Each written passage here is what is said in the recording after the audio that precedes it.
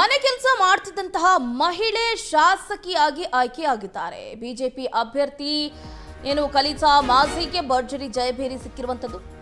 ಪಶ್ಚಿಮ ಬಂಗಾಳದ ಅಸ್ಸಾಂ ಕ್ಷೇತ್ರದ ಬಿಜೆಪಿ ಅಭ್ಯರ್ಥಿ ಇವರು ನೋಡಿ, ಮನೆ ಕೆಲಸ ಮಾಡಿಕೊಂಡು ಇವತ್ತು ಶಾಸಕಿಯಾಗಿದ್ದಾರೆ ಅಂತಂದ್ರೆ ಇದು ದೊಡ್ಡ ಮಟ್ಟದ ಸಾಧನೆ ಅಂತಾನೆ ಹೇಳ್ಬೋದು.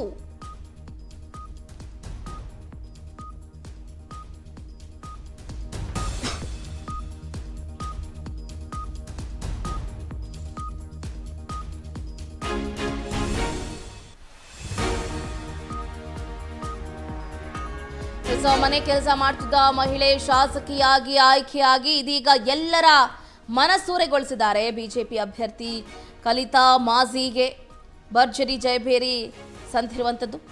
ಪಶ್ಚಿಮ ಬಂಗಾಳದ ಅಸ್ಸಾಂ ಕ್ಷೇತ್ರದ ಬಿಜೆಪಿ ಅಭ್ಯರ್ಥಿ ನಿತ್ಯ 4 ಮನೆಗಳಲ್ಲಿ ಕೆಲಸವನ್ನ ಮಾಡ್ತಾ ಇದ್ರು.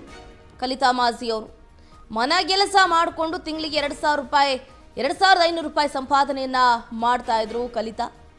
ಈಗ ಬಿಜೆಪಿ ಅಭ್ಯರ್ಥಿಯಾಗಿ ಗುರುತಿಸಿಕೊಂಡು ಮಮತಾ ಮಾಝಿಗೆ ಜನರು ನಾವು ನಿಮ್ಮ ಪರವಾಗಿದ್ದೀವಿ, ಬಿಜೆಪಿಗೆ ಓಟನ್ನ ಹಾಕ್ತೀವಿ ಅಂತ ಇವತ್ತು ಅವರನ್ನ ಗೆಲ್ಲಿಸಿದ್ದಾರೆ. ನೋಡಿ, ಸಾಧನೆ ಅನ್ನೋದು ಯಾರಪ್ಪನ ಆಸ್ತಿ ಅಲ್ಲ ಅನ್ನೋದು ಇದಕ್ಕೇನೆ ಆಕ್ಚುಲಿ ಹೇಳ್ಬೇಕಂತಂದ್ರೆ, ಮನೆ ಕೆಲಸದಾಕೆ ಶಾಸಕಿ ಆಗುವುದು ಅಂದ್ರೆ ಎಂತಹ ಮಾತು.